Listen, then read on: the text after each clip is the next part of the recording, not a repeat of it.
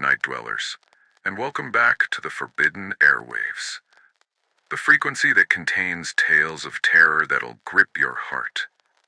Your little hearts have been calling out for creepy and horrifying tales, and we've come to answer.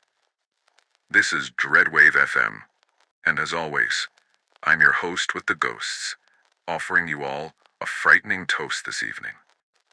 I am Gentleman Jack, and I'm pleased to have you all turning in for this frightful tale I have this evening. For tonight's story, we will be discussing the tale most frightening. Imagine this, if you will. You move to the college of your dreams and find a wonderful place to live. Everything seemingly feels right in the world, right? All until the knocking begins to start. Every day at 2:17 in the morning, you go to answer it and nobody is there.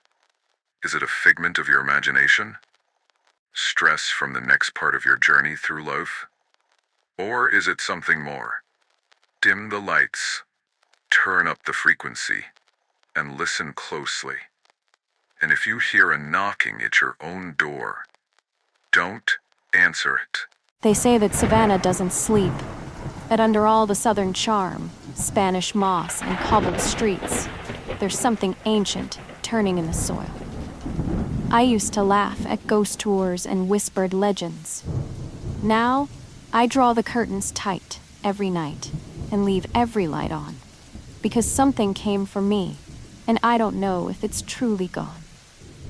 This is the story of what happened in my apartment on Whitaker Street, and why I no longer trust what I see in mirrors. I moved to Savannah in September of 2022 for graduate school. I'd been accepted into the Historic Preservation Program at SCAD and was thrilled. The city was perfect, dripping in history, dense with haunted stories, and yet warm and alive. My apartment was a tiny studio above a used bookshop, a century-old building with warped floorboards, a clawfoot tub, and ivy choking the back brick wall. It felt like something out of a novel. The first month went by in a blur. Orientation, meeting professors, getting to know the area.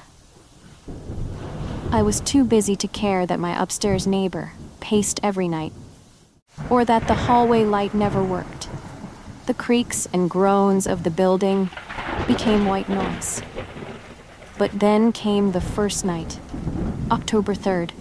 At exactly 2:17 a.m., I woke up. Not groggy, not slowly. My eyes snapped open, heart racing, like someone had shouted in my ear. But there was no noise, just the silence of the room and the faint buzz of the street lamp outside. I lay there, listening, and then I heard it. A soft scrape, like nails or fingers dragging slowly across my door. It was steady, deliberate. The sound started at the top corner and worked its way down. I got up, heart pounding, and checked through the peephole. No one. When I opened the door, the hallway was empty. I told myself it was the pipes, the wind, the building shifting. But the next night, it happened again. 2:17 a.m., wide awake, scratching, and this time, I could hear breathing. By October 10th, I was a wreck. I started filming myself sleeping, with my phone propped against a stack of books. I couldn't stay awake forever, and I needed to know if it was real or some stress-induced hallucination. That morning, I watched the footage. Nothing. Until 2:16 a.m. The video showed me sleeping. Then, at 2:17 exactly, the screen glitched. Just for a moment, static, a flicker, a frame torn in half. And then, everything was normal again. Except I was no longer lying the same way. In one frame, I was on my back. In the next, I was turned on my side, my eyes wide open, staring at the camera. But I didn't remember waking up. I stopped recording after the third video. It showed me sitting up in bed at 2:17 a.m., whispering something over and over. My voice was hoarse, almost guttural.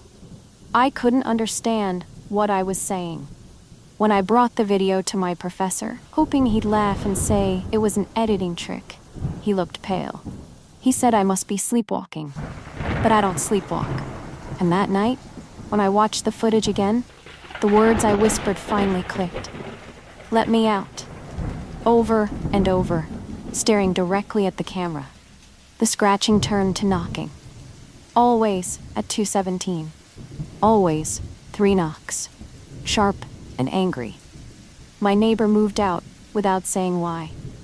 The building felt colder. The used bookstore closed unexpectedly for repairs. I started sleeping with a knife under my pillow, salted the doors, even contacted a local paranormal group. They never showed up. One of them emailed me after canceling, saying simply, "You're not dealing with a ghost. Be careful." I tried sleeping elsewhere, friends' houses, hotels. But every night, no matter where I was, I woke up at 2:17. And the scratching always found me. Then came November 1st. I woke up at 2:17, not in bed, but in the hallway, standing in front of a mirror. My reflection didn't move. I screamed, fell backward.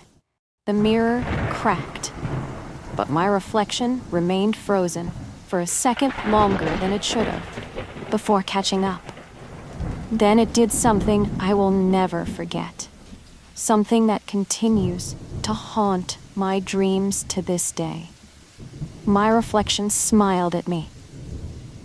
One of those massive ear-splitting grins. It moved its hands towards the glass of the mirror and simply placed its hands against it.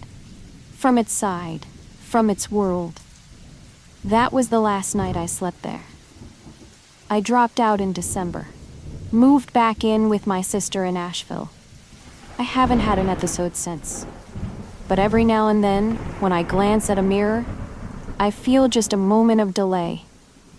Like my reflection is waiting for me to notice, or that it's still back in Savannah, still whispering, still scratching, still trying to get out. And sometimes, just as I drift off to sleep, I swear I hear it again. 3 knocks. 2:17 a.m. Always.